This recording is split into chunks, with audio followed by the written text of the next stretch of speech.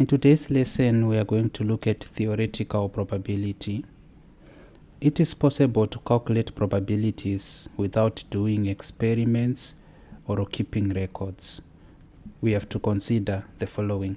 Saka probability takaita tichitanga ne experimental probability. Takaona kuti in experimental probability we use past records and we are interested on the past to infer what happens in the future. And we can also do experimental probability through experiments, because patinoita an experiment, we are creating the data which we are going to use for the inference, which we are going to use for probability. In today's class, we are going to look at theoretical probability. We are not going to do an experiment. We are also not going to rely on the past, to use past data. So for our theoretical probability, chatinotanga nacho, it's coin tossing. Coin tossing. Kana mchona bora, you know kuti there is a coin toss. Saka kana tichitaura pamusoro pe coin tossing, ndo patinenge tiine either heads or tails. And Saka, if a coin is tossed, there are only two possible outcomes, either a head or a tail. Sando patinotangira. There are only two possible outcomes.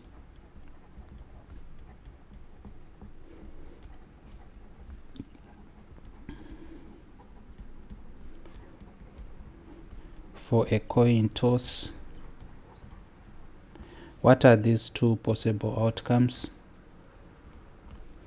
Head or tail. And these are the only two possible outcomes. Then, if the coin is fair, if the coin is fair, and we are looking at the shape of the coin itself. It's fair. If the coin is fair, the two possible outcomes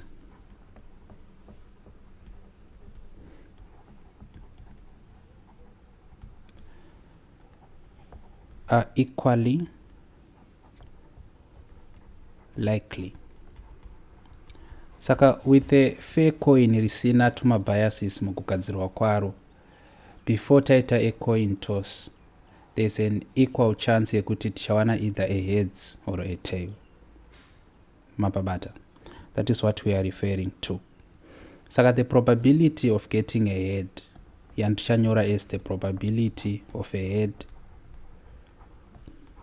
inenge iri equal to, remember takati probability is a fraction, tinotichi required outcomes over total outcomes, cannot all possible outcomes.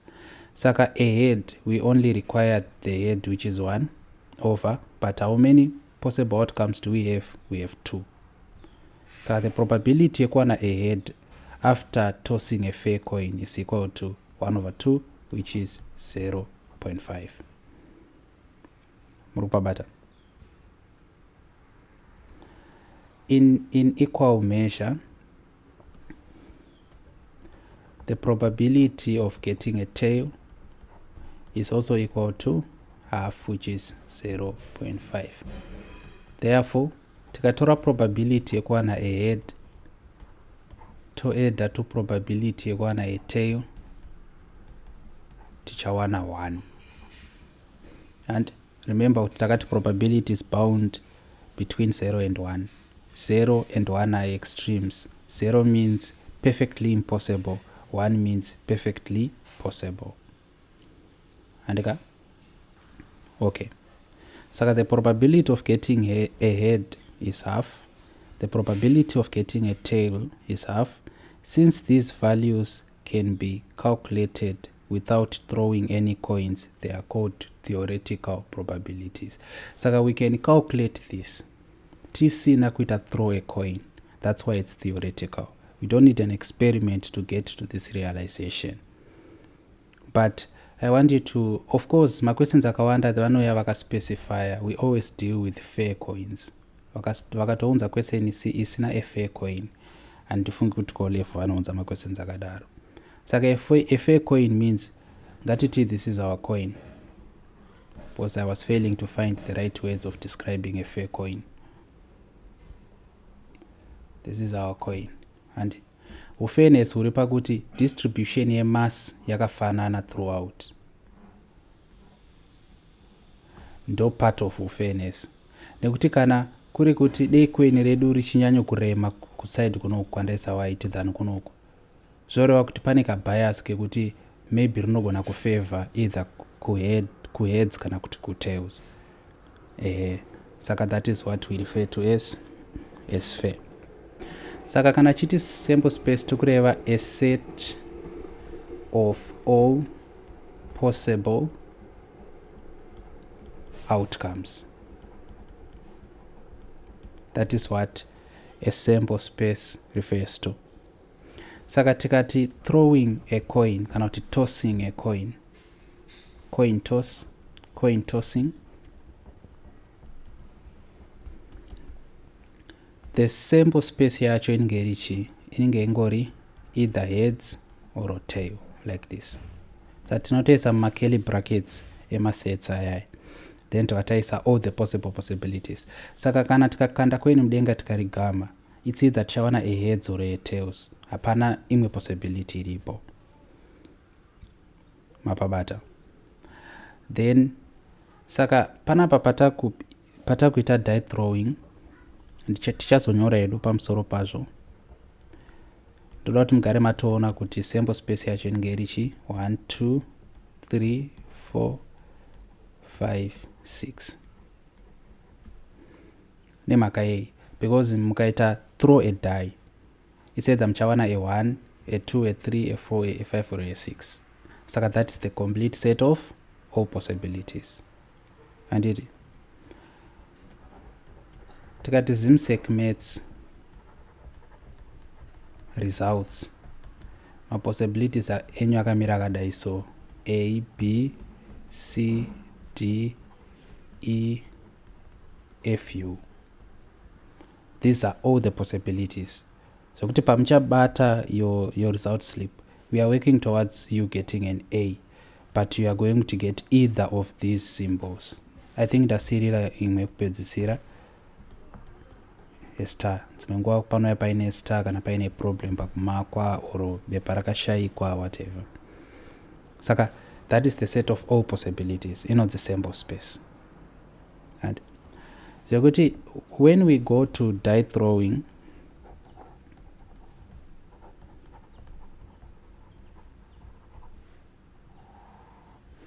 let me bring the die. Saka this is a die. A die has how many faces? A die has 6 faces. A die kana kuti a dice, I think this is used interchangeably, but chimwe chinoreva single, chimwe chinoreva plural, has 6 faces, each with a number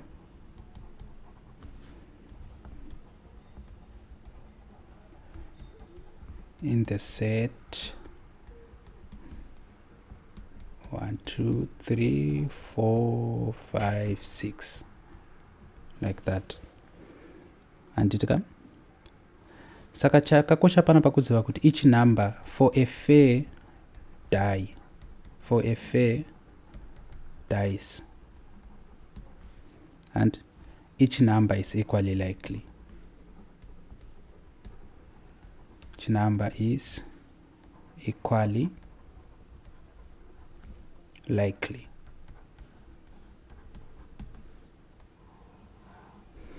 Saka when each number is equally likely, kuti tiwane theoretical probability, chekutanga tinofanirwa kutanga taisa a sample space kana muchida wana theoretical probability. Saka chekutanga, for theoretical probability,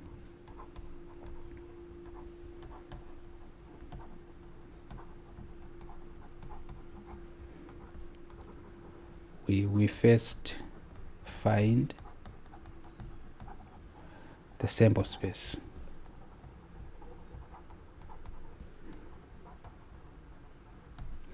Saka, what is our sample space? Tatoinyora.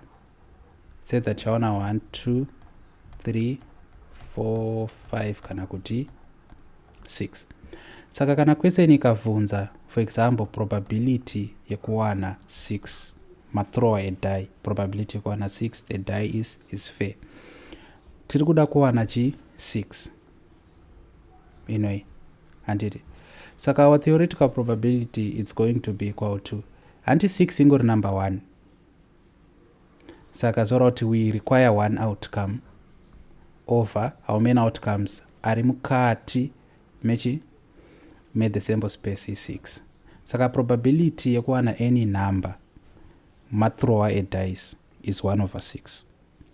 Saka kana chiti equally likely tinoreva kuti the probability of each outcome is going to be the same. And it Saka a more general statement would be the probability of any number is equal to 1 over 6. Muchiziva kuti 6 ndiyo number of elements inside the sample space, where 6 is the number of elements inside the sample space, like this. Andidika? Okay.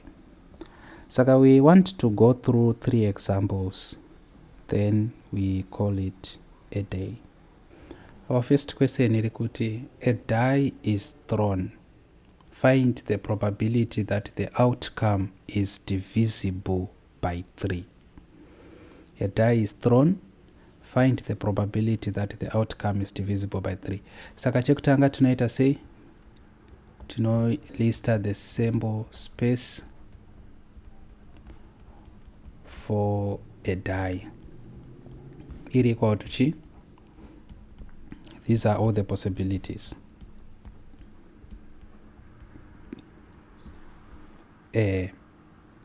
Saka pana papazonzi tikuda tsvaka probability that the outcome is divisible by 3. Anditi. Saka takunyora divisible by 3 outcomes. Ma-outcomes aya tikumaona from our sample space. Ndeapi? Ma-outcomes are divisible by 3. Ndiani? Ndi 3 wacho nani? Na 6. Mukuzona? Saka probability ye divisible by 3 ingeri equal to required outcomes. Saka what do we require? We require divisible by 3, which are 2 elements. Required outcomes, 2 outcomes, over possible outcomes. Saka ma required outcomes mangani tinoverenga the number of elements. Hatina basa nema number acho specifically kuti imwe 3 imwe 6. Tinoverenga kuti mangani 1 2. Saka 2 over panapa mangani 1 2 3 4 5 6 over 6 kurota answer yedu it's a third. Zvatopera. Ndo maitirwo acho. Mapabata. Okay. Saka let us now go to example 6. Example 6 iri kuti 3 coins are thrown. What is the probability of getting 2 heads and 1 tail? Saka 3 coins are thrown. What is the probability of getting 2 heads and 1 shi? Imwe factor ndakantsina kutaura patangati manotsi ndeye kuti the sample space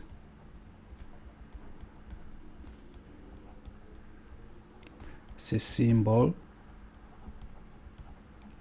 is that. Saka symbol iyi kana makaita set theory munorangarira kuti ndiyo the same symbol inoshandiswa for universal set, because a sample space is an universal set. Saka instead of kunyora kuti sample space tinogona kushandisa symbol ye universal set Saka we know kuti universal set ine that symbol or this symbol, but kazhinji we use this one. Ndizoka. Saka pari kunzi 3 coins are thrown and they are thrown at the same time. Matora vanhu 3 vari kuita toss a coin vese at the same time. What is the probability of getting 2 heads and 1 tail? Saka zvandataura kuti kana tichiita matheoretical probabilities tinotanga nesample space. Saka sample space yakamira sei? Remember kuti we have 3 coins.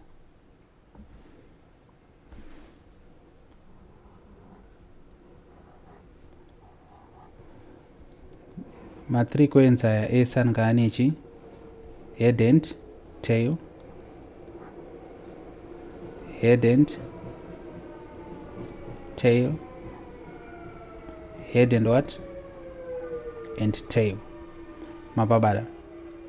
Saka what we do is panapa our sample space is going to be tinotanga ne heads, heads, heads.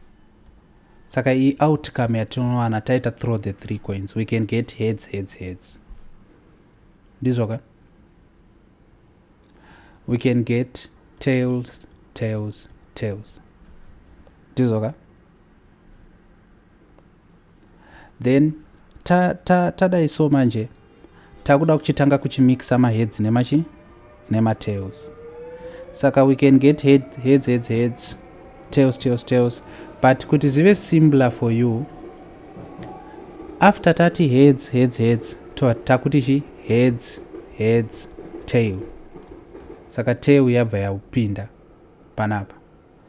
Then from there tail yakumova yakuenda pakati, heads, tail, heads. Antitika? Then panapa we can also have heads, tail and tail. Tail, heads, heads. Tail, heads, tail. Saka we are listing all possible combinations. Tails, tails and heads. Then tail, tail, tail. Like this. Saka these are all the possible combinations. Through practice mofangwa kutotsvaga because inenge ine 3 always comes. And 3 coins.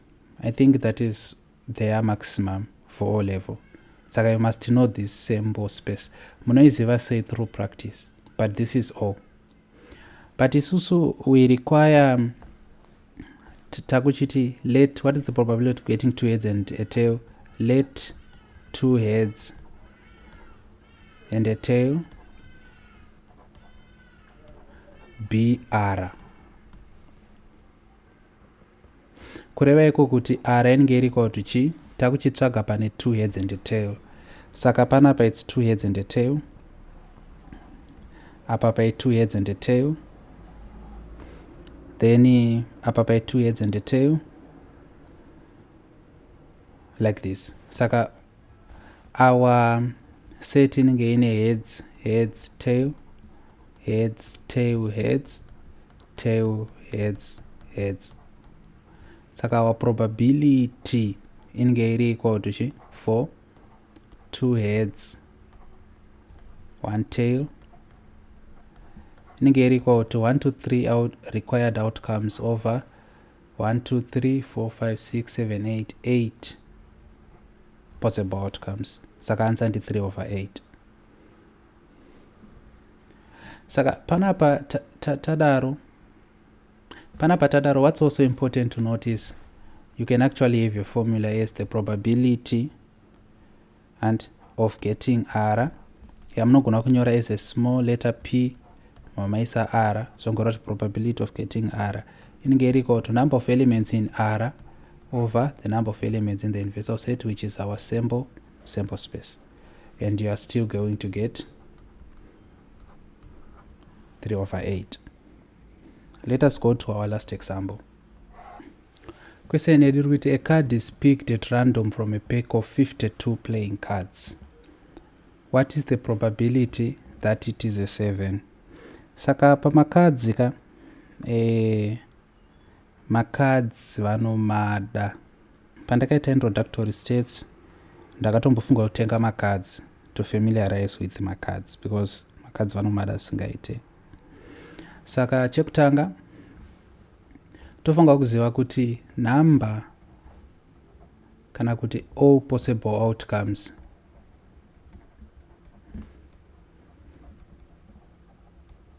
it's of course 52, because this is our sample space.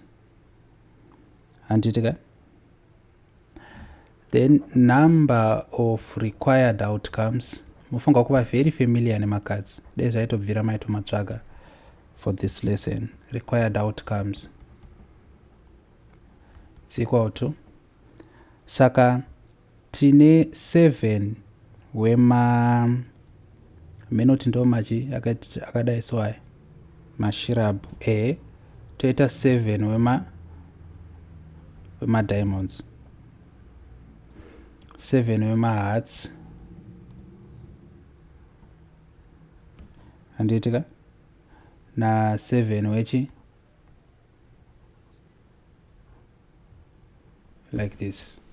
I tried to draw it like that, but tighter that manje.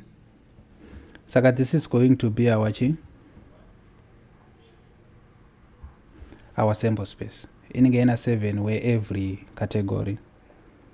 Probability of picking 7. The probability of picking 7 innovator equal to the probability of picking 7 is just equal to how many elements do we have here? 1, 2, 3, 4. 4 over 52, which reduces to 1 over 13. Saka, that is how it is done. Any questions?